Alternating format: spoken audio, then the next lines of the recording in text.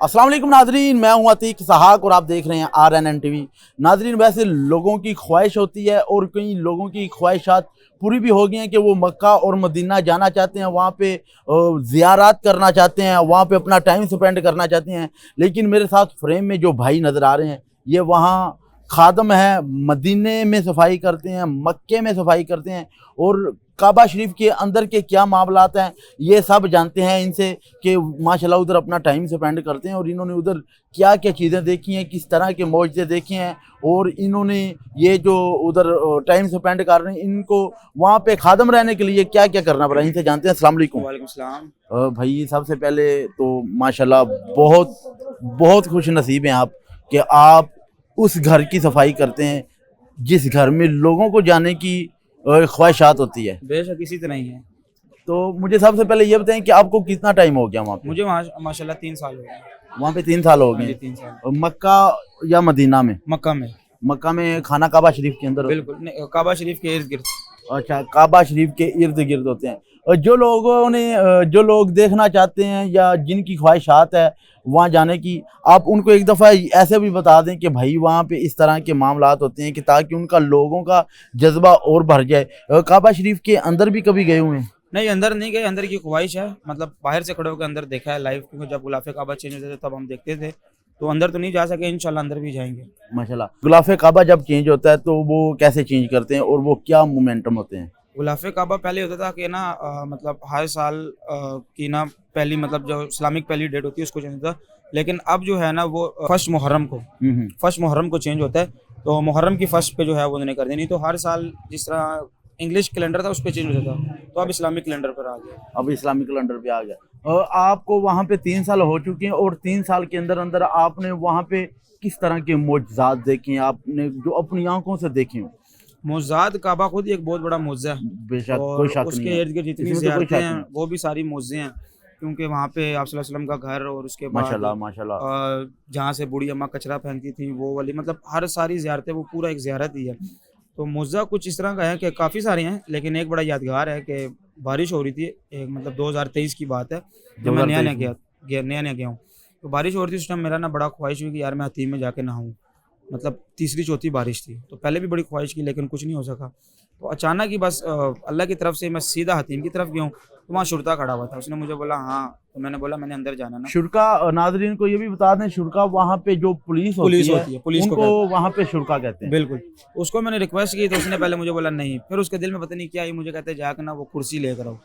तो मैंने वो कुर्सी उठाने के बहाने गया हूँ, फिर गया हूँ, मतलब 2-3 दफ़ा मैंने चक्कर लगाया, फिर 2 मिनट उधर ही खड़ा हो गया मैं। वो जब पानी ऊपर से गिरता रहा तो खैर मैं पूरा गीला हो गया।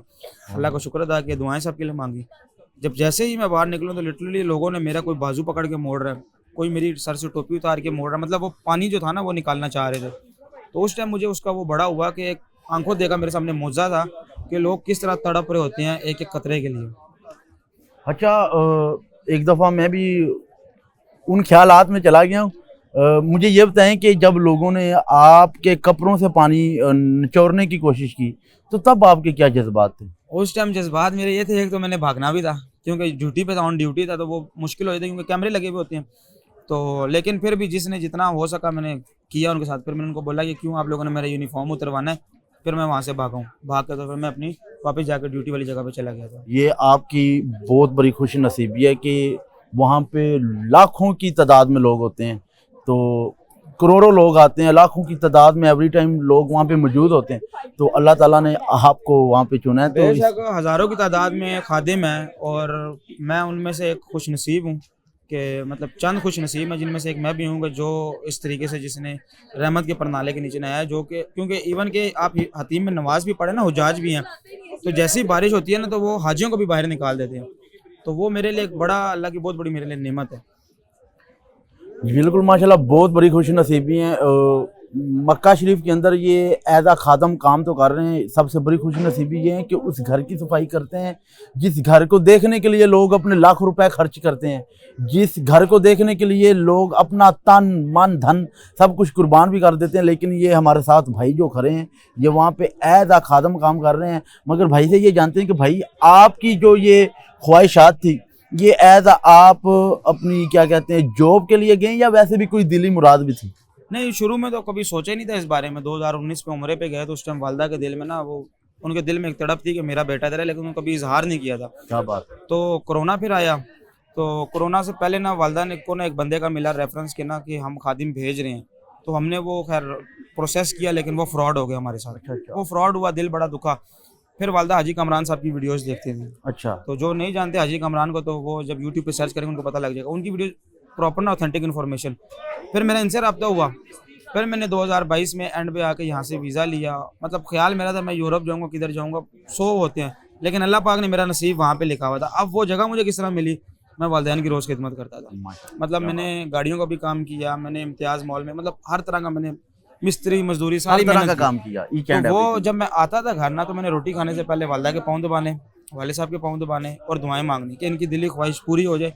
फिर अपने अंदर भी वो तड़प एक आ गई थी, नमाज़ें पढ़ना, दुआएं मांगना। फिर वो अल्लाह ने एक ऐसा सिलसिला बनाया कि मैं 15 दिन के अंदर सऊदीया में था और 1 हफ्ते बाद मैंने अपनी ड्यूटी स्टार्ट क्या कर बात है, माशाल्लाह। बहुत बहुत बड़ी खुशी नसीबी है। अच्छा, वहाँ पे लोगों की ख्वाहिश होती है कि हम वहाँ पे ज़ियारत करें, लेकिन आपकी आंखों के सामने सब कुछ होता है। तो जब आप अपने अंदर ये चीज़ अपनी खुश नसीबी को फील करते हैं, यार उधर पाकिस्तान में या ढेरों कंट्रियों में लोग तड़प रहे हैं कि हम ज़ियारतें करें, ये देखें वो देखें, उधर सारी चीज़ें जानें, तो आपके सामने सब कुछ हो रहा होता है, तो आपकी तब क्या फीलिंग होती है, क्या जज्बात होते हैं? बस वो कैफियत बयान तो नहीं कर सकता, लेकिन अल्लाह पाक से एक यही दुआ होती है कि अल्लाह पाक जिस तरह बाकी मुसलमानों के दिल में तड़प है ना, तो जब तक हम यहाँ पे खिदमत करते जा रहे हैं वो तड़प बरकरार है। क्योंकि इस तरह होता है ना, जब आप किसी के घर बार बार जाते हैं ना, तो एक टाइम पे बंदा तंग हो जाता है, लेकिन वहाँ पे ये होता है कि बंदा जब जब जाता है ना, तो नई नई कैफियत आती है। क्या बात है। अभी भी आप ऑन ड्यूटी हैं वहाँ पे? जी, मैं अभी भी ऑन ड्यूटी छुट्टियां मनाने के लिए आज आए भी हुए छुट्टी हैं? मनाने के लिए आए कितने हैं। दिन की छुट्टी पे आए हुए हैं? तकरीबन 45 दिन की। 45 दिन की छुट्टी पे जब यहाँ आए तो वहाँ की यादें नहीं आती? नहीं, यादें आती हैं। रोज रात को वीडियो कॉल करता हूँ दोस्तों को, जब ड्यूटी पे होते हैं मैं बोलता हूँ रोज रोज दीदार करके सोता हूँ। अच्छा, आप उधर जब आपको वहाँ की यादें आती तो दोस्तों को वीडियो कॉल करते हैं, लेकिन जो बंदा खुद आंखों से देखता रहता है वो उसका तो फिर मजा ही हो रहा है। वो तो ऐसी तड़प है, वो अभी बस यही जल्दी जल्दी है कि बस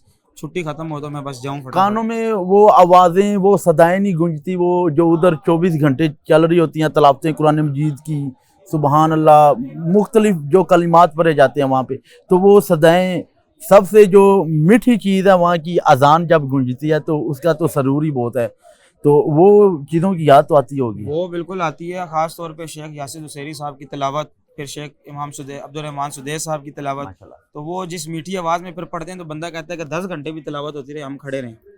तो वो उसका एक अलग ही मैं बयान नहीं कर सकता उस चीज़ को। जी नाज़रीन, माशाल्लाह, ये जो मेरे साथ भाई हैं ये बहुत खुश नसीब हैं। मोहम्मद वसीम इनका नाम है, और इनकी खुश नसीबी अगर आप जानेंगे तो वाकई भाई आप भी एक दफ़ा परेशान हो जाएंगे कि वाकई कितना खुश नसीब हैं।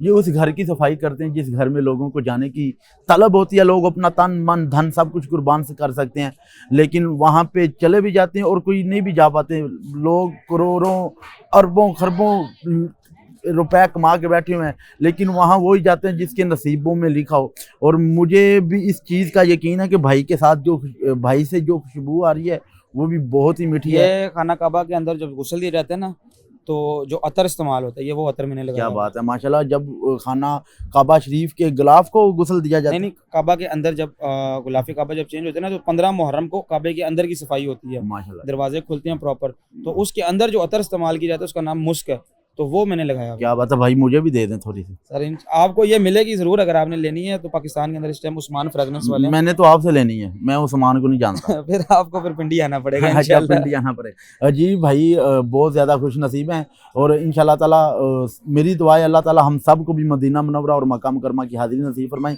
मुझे तो इजाज़त, मैं आपको मिलता हूँ अगले प्रोग्राम में, तब तक अल्लाह हाफ़िज़।